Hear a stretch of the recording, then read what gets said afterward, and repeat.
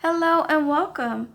Last year I bought the complete watercolor range of Holbein, which consists of course of 108 watercolors.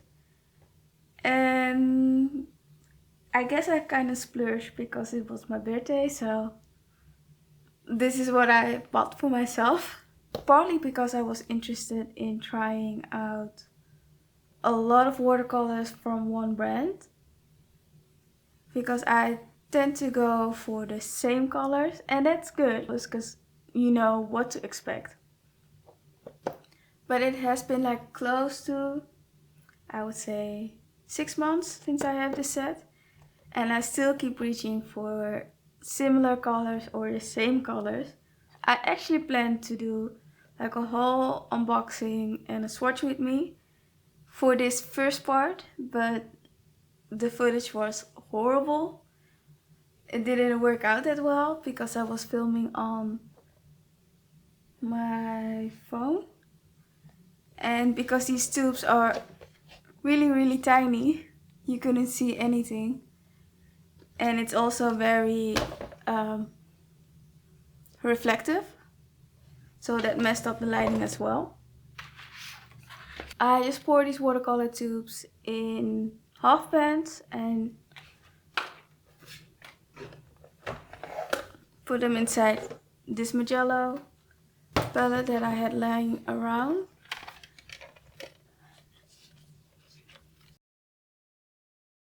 Oops.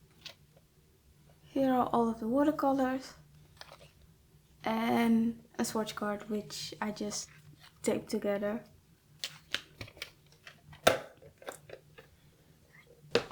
I have to say Holbein has a quite interesting watercolor range. I just made a few paintings with them which I quite like. My sort of first impressions, it's not a first impression because I've been using them for a while, but this is like a nudge for me, or just a reminder to use different colors, because it won't be a review if I just used, I would say, 24 colors of this whole range, which is not a lot. That's like 20%. Just 20% of the whole watercolor range, which is bad. You can see already how bright these colors are. I, by the way, layered this yellow on top of the cobalt violet light, and it didn't mute out too much, which is quite impressive. And it was also fun to paint this hair. And the only issue I had was like darkening up the background, even though I was using the shadow green, which is like a PBK 31. And I'm probably jumping around, but they also changed the formula of the marine blue, which is now a dual pigment. It used to be just BB16, so we're gonna also look into it. By the way, this is a tube of the old marine blue, which was just BB16. I don't know if you can see that because I kind of squeezed that part. Let me put this one on top. The Holbein watercolors come in the 5mm tube, the 50mm tube,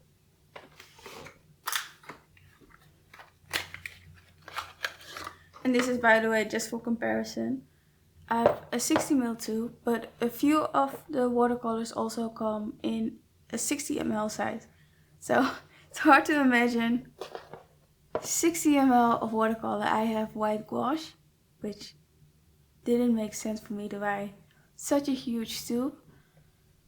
It was actually the same price, or I think it was less expensive than the Winsor & Newton 14ml gouache tube. So I added to the chart. But this is the size comparison. Like, it's gigantic.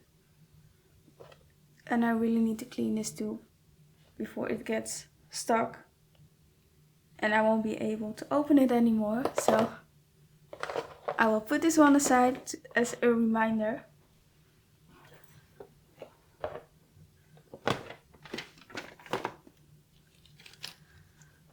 So I've put the watercolors in this order. I might need to switch some colors around, like these yellows, move them up around here, for example. And there are probably more changes that I need to make, but I sort of don't want to change it up. I have to say, for the amount of watercolors Holbein has, it has quite a lot of 3 pigment watercolors. Out of the 108, 30 consists of 3 pigments, 27 consists of 2 pigments, and 51 watercolors have a single pigment. We're gonna explore them all because I have created swatch cards and we're gonna look at them by single pigment, 2 pigments and 3 pigments.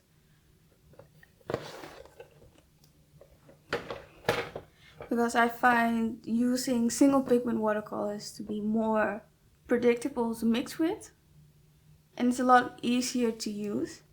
By the way, while I was squeezing out these half pens, I noticed that not a single one separated or exploded on me. They were all just coming out very smooth out of the tube, which is quite impressive for that many watercolors. So let's get into looking at the swatch cards and explore the watercolors that are in the Holbein watercolor range. So let's start with the stack with the single pigments. So here are all of the single pigments that are yellow and orange. And this is technically a red, but I included it. I tend to use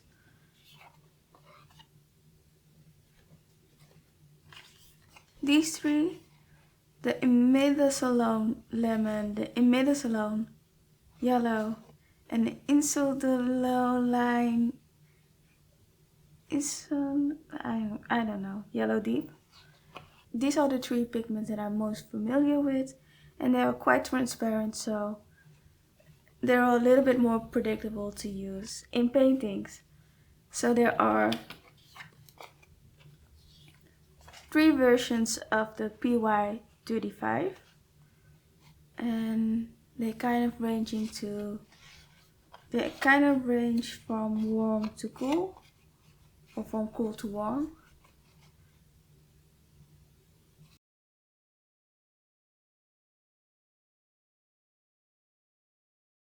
It's always interesting to see how different colors can look even though they have the same pigment numbers.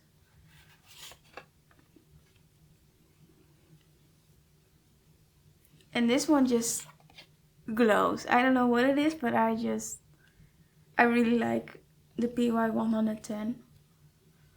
And sometimes it can lean a little bit too orange, so that's why I like using just a straight up mid-tone yellow. And I think I should use this one a little bit more often, because I think this one has like a slight granulation. So those were the yellows. So here are the red colors that are either warm or cool. I tend to use these 2 colors. The Queen Scarlet I like to use for skin tones because it gives like a nice beautiful glow. And the Pyro Red is like a warm red. And I think I should use the Peroli Maroon a bit more often because it's a nice muted dark red. Here are the cadmium reds. This one doesn't even look purple. It doesn't even closely resemble a purple because it's very, very warm. Like I said before, I don't tend to reach for cadmium watercolors. Like this one seems to be really opaque. So I should experiment more with these. And for the quin red, I tend to pick a different color, which I will show a bit later. Carmine and Rose Madder are both fugitive colors, and I don't really reach for these colors because when I think of Carmine or the PR83, I expect like a rosier color. I don't think I'm explaining myself correctly. It's closer towards this color, but it's still like a permanent alizarin crimson. It's more of a crimson color, and these two are more pinkish. This one was quite disappointing because when I was swatching this color, it was so bloody red. It was so beautiful, and then it dulled down real quickly. So it's unpredictable, and I'm expecting just a little bit more, but since I made this swatch card, I at least know how it looks and what to expect. So that was it. Now we're going to move on.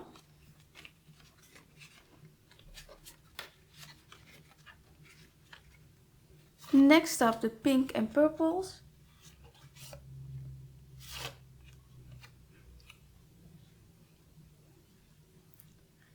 I have to say I really love the quin magenta. I use it instead of the quin red because it's not the brightest quin magenta. I think the Roman Schmal is a bit brighter, but I still like this one. The Cobalt Violet Light is just a beautiful, soft granulating watercolor. I just love this color. I haven't used this one, I don't think, in a single painting at all. Maybe I should use it a bit more. Oh, by the way, if you use the quin magenta and mix it with shadow green or a perline green color, it looks like a beautiful shadowy violet color. I just love it. The permanent violet is not what I expected from a PV23. I just expected it to be a lot more darker. Yes, just a lot more darker. So I'm not sure what to do with this color.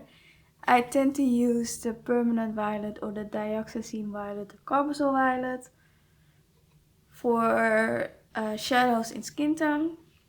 This seems to be a lighter value than I expected, but maybe I should experiment with this one. This one I expect to be light and lower tinting. This one was unexpected. So here are the blues. I really like using the cobalt turquoise, the old version of marine blue, which is like a teal-ish blue color. You can definitely see next to the Taylor blue that it leans a lot more green.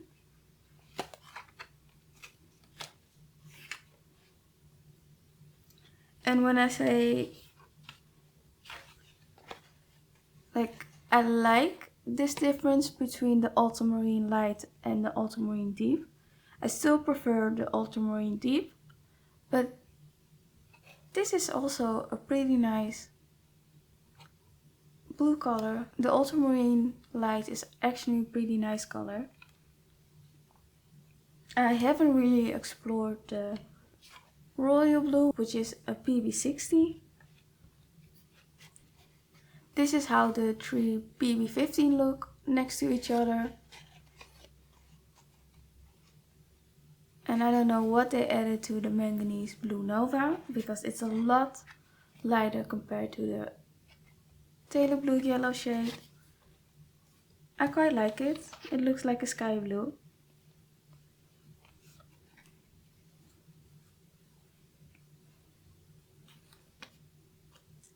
I don't think I showed the cobalt blue close up.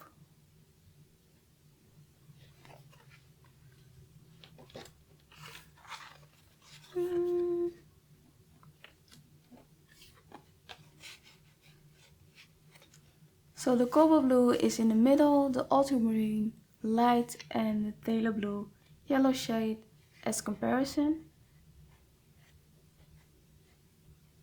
And you can see that the cobalt blue is literally in between. Well, it needs a little bit more warm in comparison to the phthalo blue and the ultramarine light.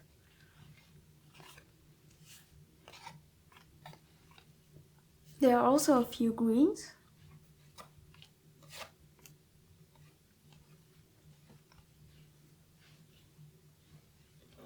I really love these two greens.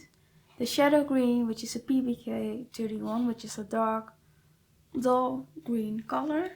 And the Viridian, which is a PG 18. And has also a really nice granulation.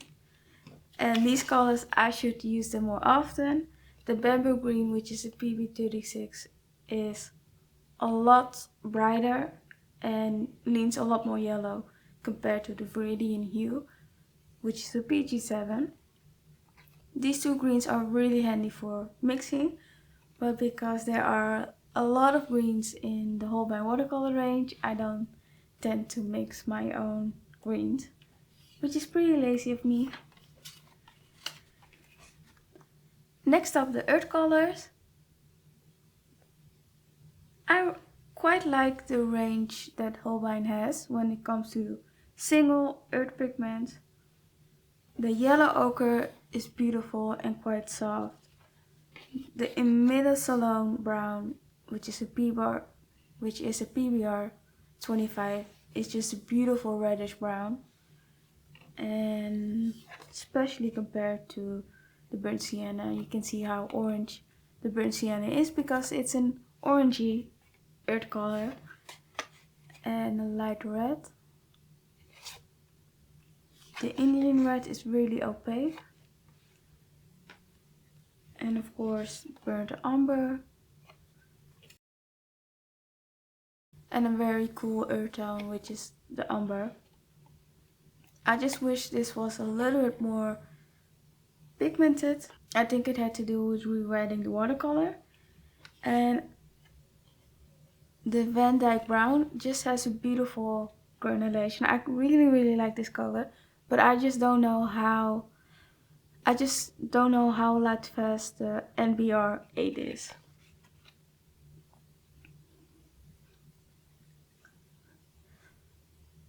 So Holbein doesn't have that many single pigment earth colors, but it doesn't matter because it has at least the basics, the yellow ochre, burnt sienna, and an umber, which is like a great trio to start with. Last but not least, the titanium white, Chinese white, gold, silver, peach black, lamb black, and ivory black. The gold and the silver, which doesn't really have a color, so you can only see the reflections of gold. The same goes for silver.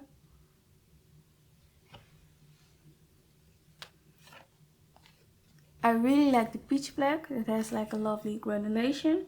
The last two colors are lamb black and ivory black. And the lamb black leans a lot more neutral compared to the ivory black. I think most sets contain an ivory black, and which is the only color that isn't vegan friendly, which is too bad because it makes it less accessible to people that don't want to use products that contain animal byproducts. Next up, a stack with watercolors that contain two pigments. There are 27 in total. Let's start with the yellows and orangey tones. I don't think I use any of these colors, maybe the lemon yellow, because it's such a bright, pretty opaque yellow.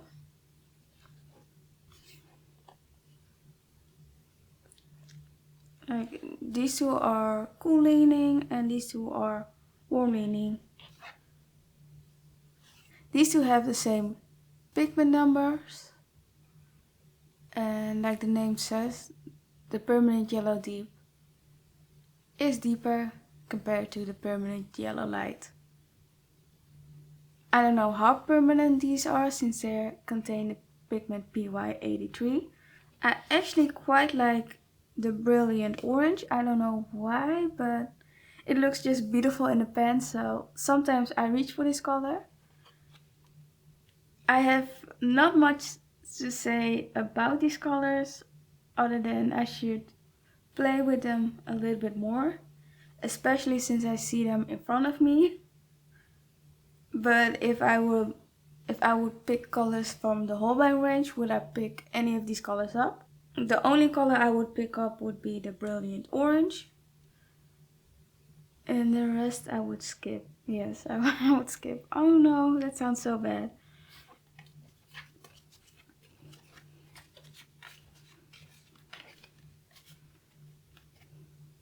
Next up, the pinky rose colors. I don't know why this is called brilliant pink. It's just like a pastel pink color.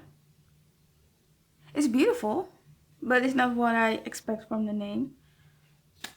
I love the permanent alizarin crimson. It's really, really gorgeous. I didn't see this color until I made this swatch card, so I really want to use this color more often. And now the bright fluorescent colors. The ochre, bright rose and the bright violet. I love all of these. They are so beautiful. I know they are very fugitive and the BV color would fade really quickly. This one is a mixture of BV10 and PR122. So if the BV10 would fade, the PR122 will stay. It might gray out, I don't know. I'm not sure how the BV10 fades. But they are so pretty. I really love these three colors.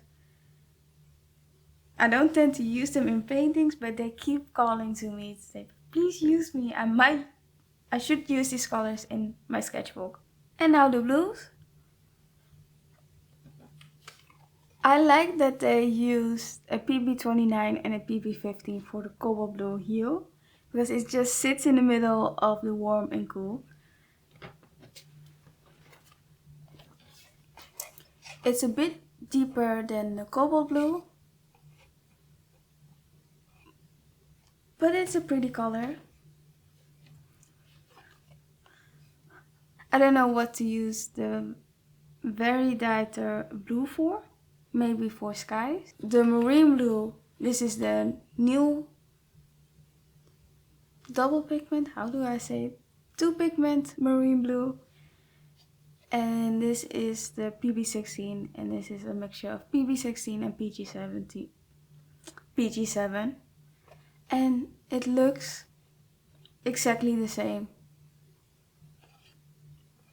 I don't know what happened, but the colors look the same. So maybe they ran out of the PB16 that looked like this and they decided to add a PG7 to it to create the same hue. But it's such a beautiful color. Compost blue and peacock blue. The same as this Veridite blue. I don't tend to reach for it. I do like how the compost blue looks. So that's it.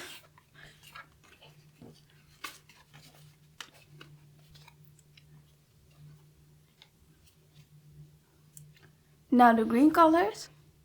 The cadmium green pill is very vibrant and light. It's just a little bit too bright for me, while there's a different green that's also bright, but I tend to use more often. And I don't know why I'm drawn to that green, but not as much towards this green. the Terra Verte. I haven't used this one in a painting, but it's a muted green that's pretty opaque, actually very opaque, and it has a pretty nice granulation. Next up, the earth tones, Quin Gold, Raw Sienna, Raw Umber, and Sepia. I like this version of a Quin Gold.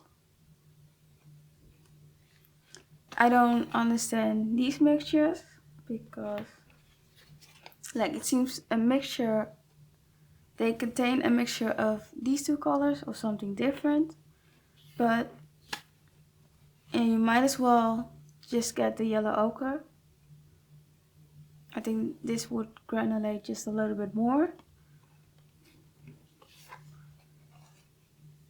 And the raw umber, which I expect the raw umber to look cool, like how the umber just looks.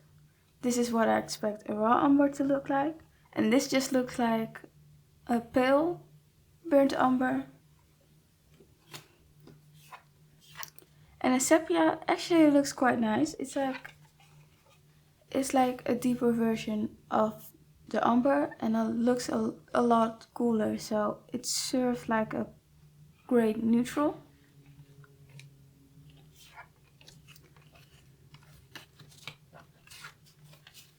Last one, Gray of Gray. Like the name says, a gray color.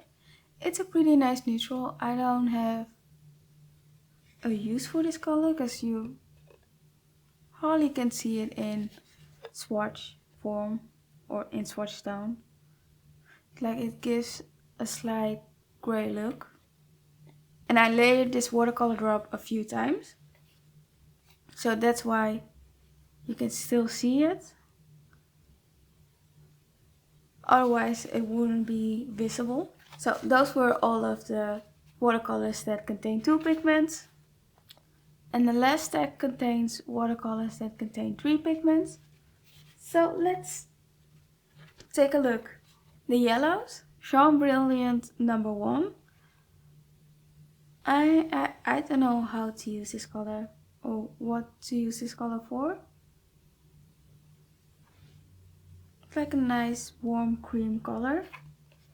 Aurelian, which is a nice cool yellow. I quite like this color. I first found out about this color through Dr. Otto Kano, and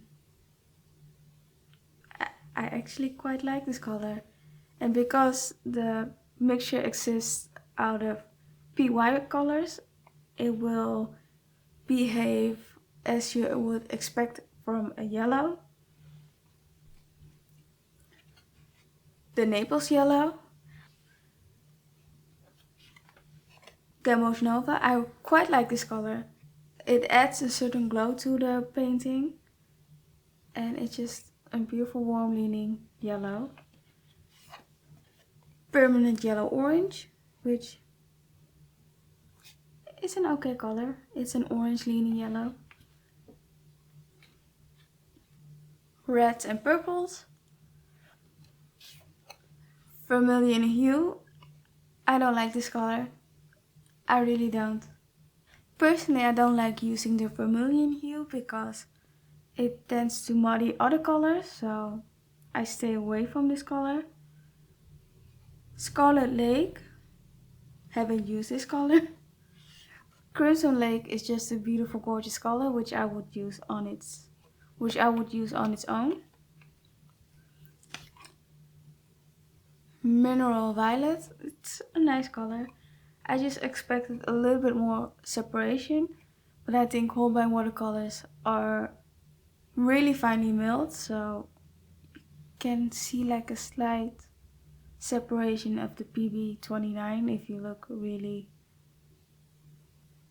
closely, but overall it's like a beautiful purple color.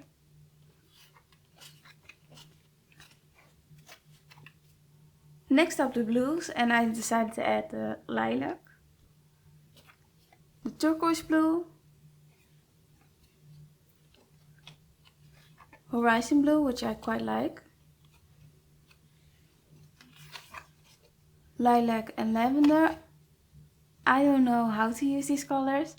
I do know that these colors are quite popular. Indigo, which I like as a deep blue. It's a moody deep blue, which I quite like.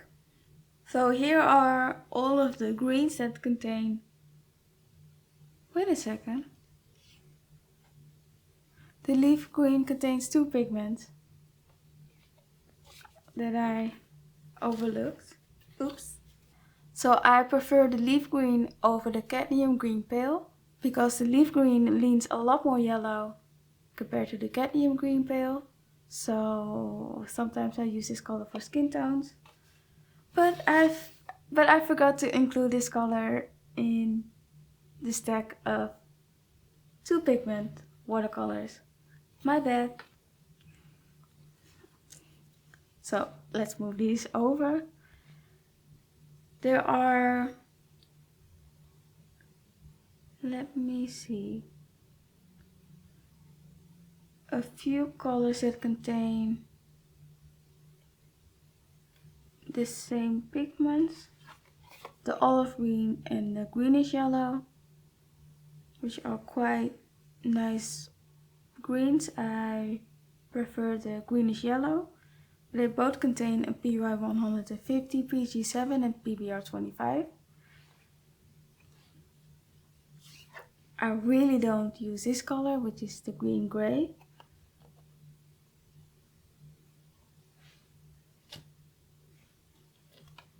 The sap green is one of my favorite greens. And I also like the hooker's green as like the vibrant green, but my preference goes to the sap green. The cobalt green is one of my favorite colors. It's like a beautiful pale green. I don't tend to reach for the compass green. And then we have the permanent green number 1 and the permanent green number 2, which has the same pigment information. This one is just a little bit lighter and brighter compared to the permanent green number 3.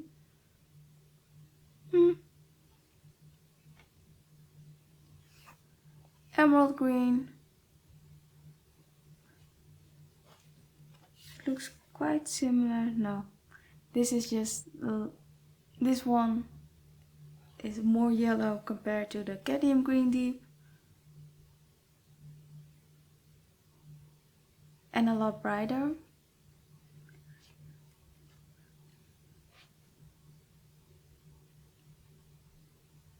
So those were the greens. I just have a few that I like and I tend to stick to them.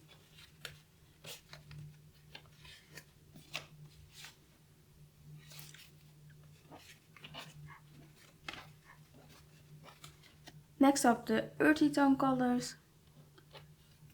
Yellow gray, which is a pretty interesting color. The Mars violet, which I quite like but don't know how to use. Which reminds me of the Daniel Smith violet umber. They're not completely the same, but it reminds me of.